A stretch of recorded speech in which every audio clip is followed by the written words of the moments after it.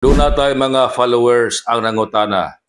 Attorney, pila man ang retirement pay namo nga mga private school teachers?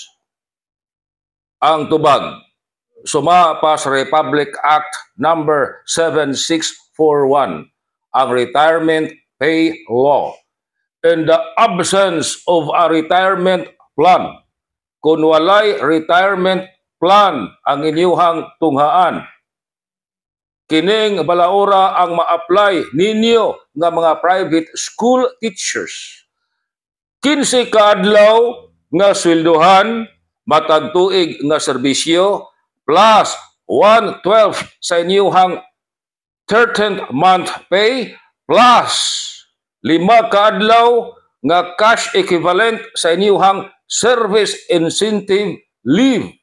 Ang total nga sumada sa inyuhang retirement pay 22 kaadlaw og tunga nga sweldohan matag tuig nga serbisyo.